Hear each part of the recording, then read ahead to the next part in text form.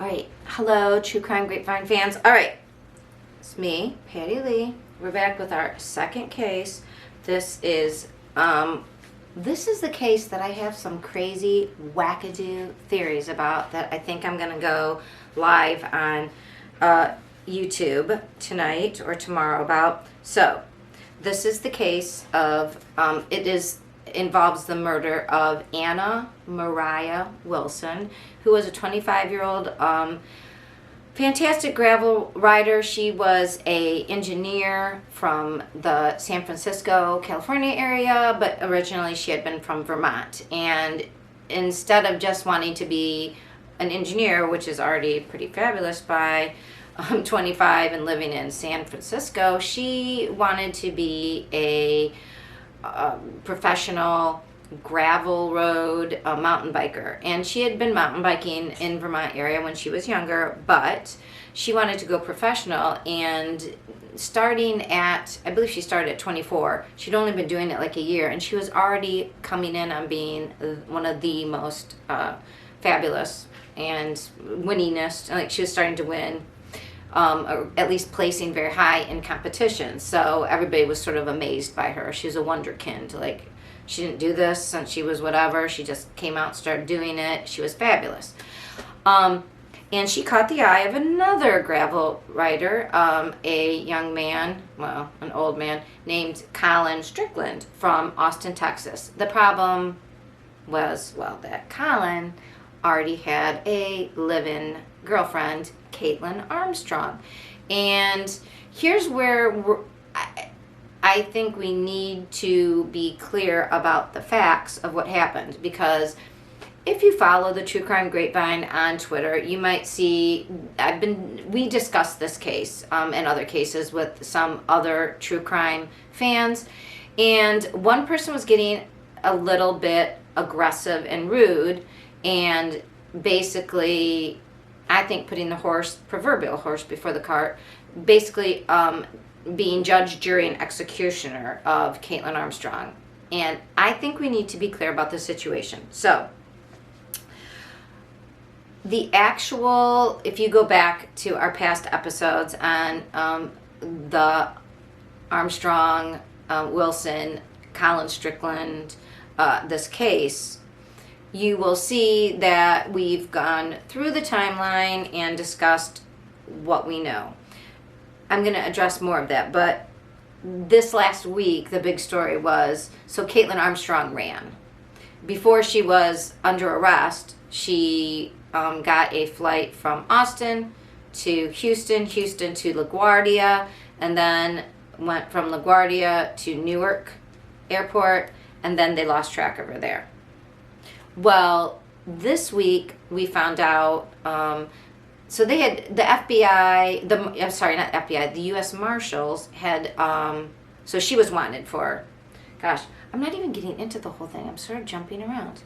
That case one has really screwed up my head. I don't like that. So anyways, let me start preemptively. Let's back this up. We're pairing this case with Menage A Trois.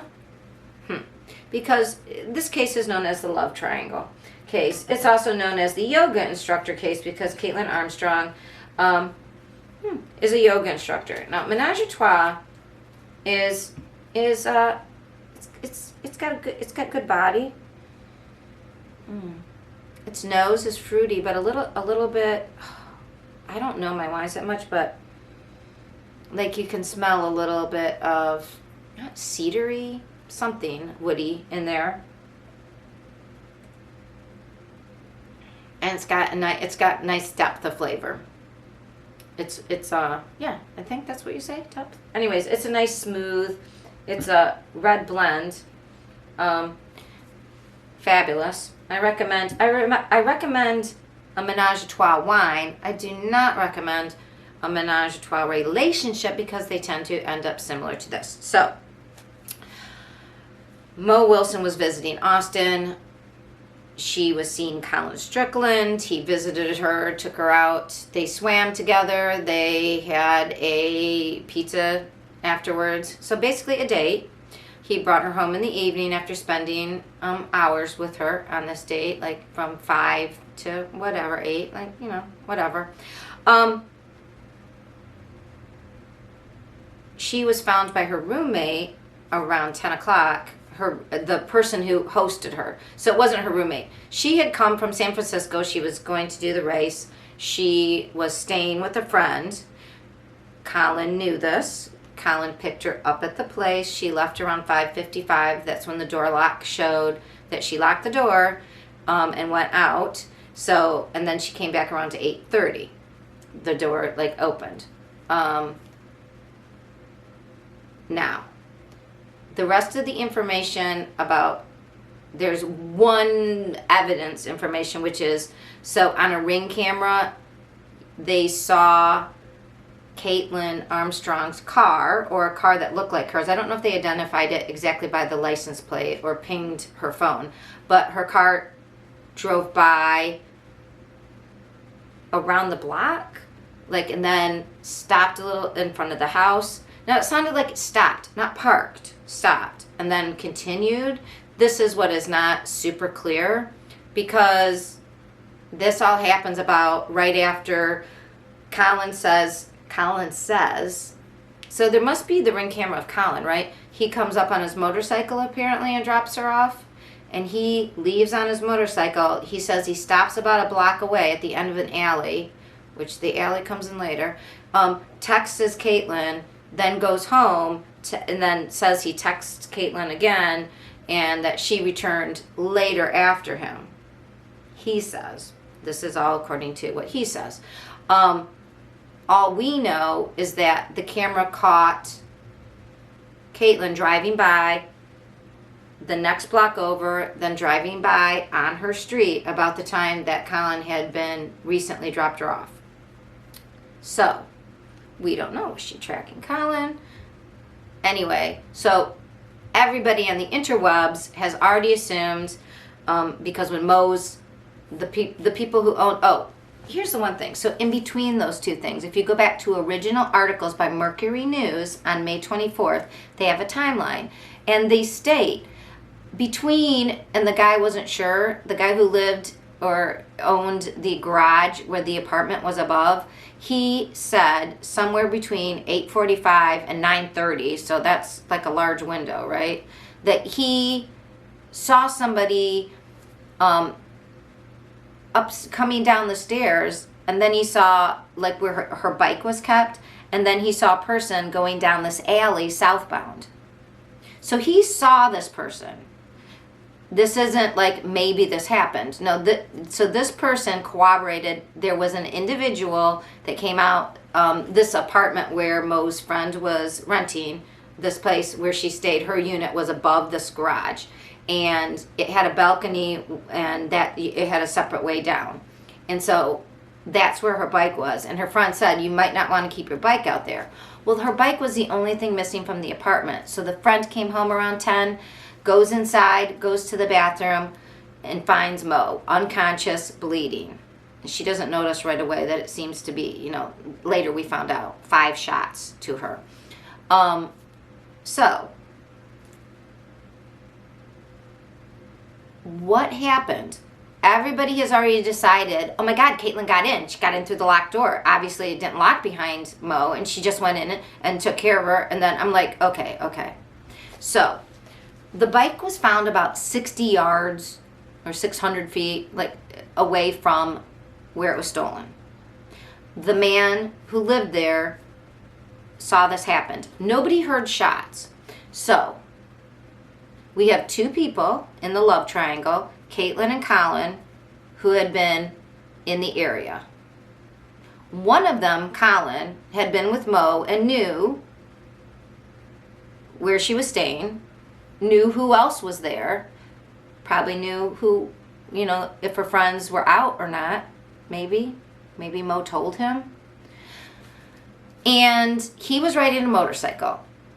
Now, of the 2 people, well, anyways, I'll get into that's what I want to talk about my life. I have this whole thing, but what we know is somebody left on a bicycle from the apartment about the time that Mo was hurt. So think about the ramifications of that. And it could be just, what if it was just a random person who was like in the apartment taking things, and then Mo comes home from this date and the person doesn't even know there's an extra person staying there, and they knew the lady who lived there was gone. There's lots of things that could have happened. But anyways, Kaitlin goes home. Kaitlin is then hauled into the police 2 days later. The police come and they're like, hey, Colin, you were the last person to see Mo. Hey, whose car is that? Because that was seen on surveillance. Oh, it's Kaitlin's. Oh, do you mind if we look around your house since you were the last person who saw her? Oh, and we find a gun. So in the affidavit, it says that the gun has significant similarities to the bullets that were used on Mo. Not ballistics. Not the same, not matched ballistics, but similar characteristics. So they want to talk to Kaitlin. They bring her in. They say, hey, so you were seen driving past. And she doesn't say yes or no. They said she just sat there quietly the whole time. Anyways, she listens to all this, doesn't really say much, goes home. And then apparently she made plans to sell her Jeep, got the cash, got a ticket, got on a plane, got out of town. And what we now think the rest of the story is, she got a passport from her sister. We don't know if she stole it or it was given. That's unclear. But it seems to have been her sister because she was found, and that name, that's probably how they tracked her. Now the FBI or the marshals are saying, we knew where she went to Costa Rica because the flights out of Newark showed a name that was like related to her. And when they went to Costa Rica, then using that information plus a number of other things. What other things, you ask? True crime friends, let me just tell you, if you are running from the cops, whether you are guilty or not, and we don't know if Kaitlin is guilty or not, but I know she felt like she was good for it, and that's why she took off, because she either did it or she knew she was framed and it looked like she did it, like a reverse Gone Girl situation. So she hightailed it to Costa Rica, where she did not speak the language. So I don't know if she'd been there before, but she started taking yoga classes. Now, true crime friends, if you're known for yoga, if you're known for anything, you don't go on the run. Change your looks. So she apparently cut her hair off and dyed it dark brown. Hello, dyslexia. To make, and she looked much more like her sister. And it seems like she also had a bandage on when they finally arrested her after 43 days. But she said, oh, I smacked it at surfing, because she was learning some surfing and doing some yoga, and that she hurt herself. But in a locker, they found 2 passports, hers and another person who looked a lot like her, which we're assuming it's her sister, Christine, and a receipt. A receipt for $6,500 from, it looked like Ava, or Ava, a dermatological procedures place. So people have been, now we didn't see the picture at first and everybody wanted to see her picture. We finally saw her picture. It does look like her nose is thinner right here and maybe a little shaved right here. She does look like her sister quite a bit. She already looked like her sister, but then she looked like even more, especially with her hair hacked off and turned dark brown. She probably didn't have to do anything. I don't know why she did that, and it looks like she got some fillers too. Like she had a real thin face. It looked like she was way fuller lips, maybe a little bit of a fuller cheek. Changed the shape of her face slightly to look more like her sister, because that's whose ID she was using. Which, how smart is that? Like, okay, everybody knew already. They suspected she had seen her sister or was with her sister, and everybody said how much they looked alike. I don't know, man. So the number one scuttlebutt of everybody online is, if you go and you actually make it out of the country, head for a country that has non-extradition. And there's a list of countries, and you can hashtag Google that shit.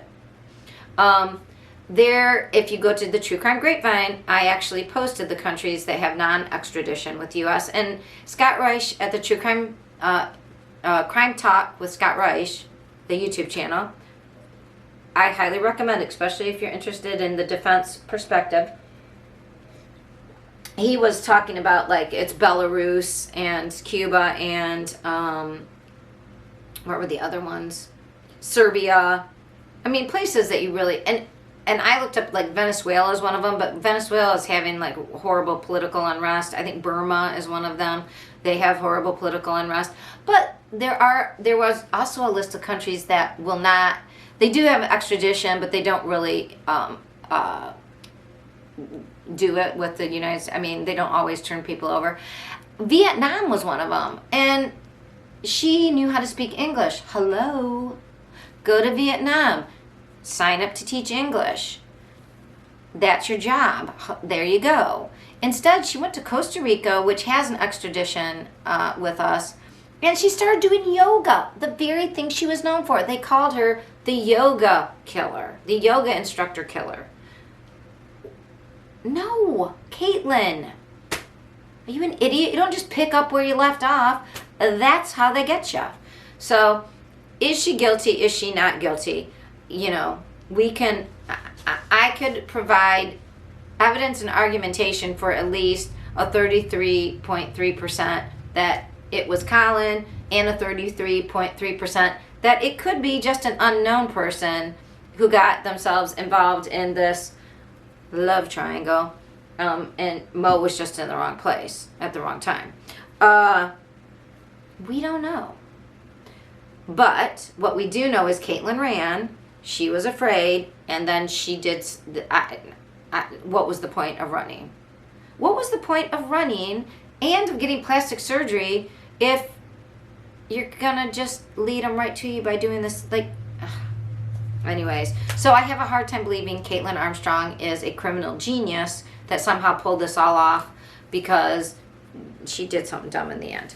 Anyways, so our next live will be my theory on the 33.3% about why I think it could be two other people besides Kaitlin, that they all have like a 33.3% chance of being the person. So tune in if you're interested in crazy hypotheticals. But the evidence so far is that both Colin and Kaitlin were there, that the police are looking at Kaitlin because women just kill men, right? That's the first thing they go for. Now, I just want to also let you know, Kaitlin was in charge of the finances for Colin's business. So if you really wanted to get somebody back, you're really just going to fly off the hand. I don't know. All of this seems unsettled in my mind. Could it be her? Yeah, of course. But that's also the easiest thing. And is it just a horse and not a zebra? Right. But sometimes there's a zebra. And if you know that parable, that little saying, good for you. All right, so Kaitlin Armstrong is in custody. She was very quickly extradited, which surprised me, by the U.S. Marshals. Last I know, she was in Houston, being going to be sent to Austin. But they already had terms for her bail. And everybody's like, how can they give her bail? Well, number one, I think, I don't know if it's cash. Hold on a second. Her bail is like $2.5 million, and it might be in cash. Let me see what I wrote down here. Yeah, I'm like, what the fuck? Why did you go there? Excuse my language. Just seems crazy. Even Cuba seems like it would have been smarter. We have her pictures. Oh, here we go. Sorry. You guys, I've been writing so much about this because so much has been happening.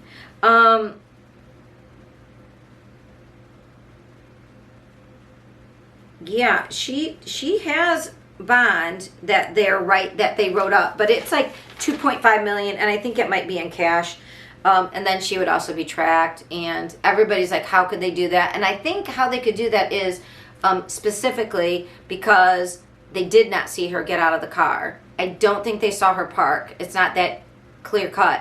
and the fact that the guns were purchased by Colin, found in Colin and her house, but that they said the gun that he bought for her, that it was similar, that the ballistics weren't matched. So maybe those are the reasons why they're still, while they're still at least offering her bond even when she ran, because that is a little unusual. But we shall see.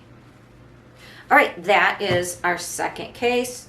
We had Menage A Trios with it. Oh, and the people that I depended on this were the Docket at Chasing Papers 89 on Twitter. He provides almost every single like real update of actual documentation that goes on, indictments, hearings, everything on paper. Follow him on Twitter. If you're interested, that's evidence to me when it's actually been proposed by somebody in the system, because that's usually where we get like the evidence. That's how we regular people hear about it. And Patti Lies and Alibis, of course, have been doing a lot about this and providing information. Now, there's also like Inside Edition and The Sun, but some of these, like The Sun, that's who Johnny Depp sued. They're a little gossipy, and it's not that they misreport, but they report gossipy. Like they're not completely news oriented, and neither am I, right? Because we're the true crime grapevine. But I'm trying not to make this to like, oh my God, and of course it was a love triangle. I mean, like all that drama and going for the easy, juicy, gossipy, like again, as I talked about in case 1, it feels good to get like worked up about that, and oh my God, women are like this, right? They kill each other for a man. Oh my gosh, jealousy. Okay, we don't really know yet, so I'm really, that's why I like following the Docket, where he provides like what's going on paper. And you really have to read it for yourself. Again, critical thinking. So what can we learn from this so far? Number 1, don't use your family's ID if you're really going to run and get ID. Apparently, somebody said in New York City there's areas you can get it. I'm not advocating that, but I am advocating to leave your family out of any nefarious dealings of your own. And number 2, if you do make it out of the country, do not go to countries that are extraditable. Duh. And if you do, don't take a job that relates to your old job. These people, these are easy. These are crime 101. And I'm not teaching you how to crime, but come on. If somebody set you up for a crime and you're trying to get away until the truth comes out, how are you going to do that when you're making dumb moves? I don't know. All right, that's case 2, episode 19. Thank you to all my main squeezes there. And if you like, click on my next video for case 3, because we've got more cases and we've got more wine. Next, we're going to have the Dylan rounds next. Wait till you see what we have then.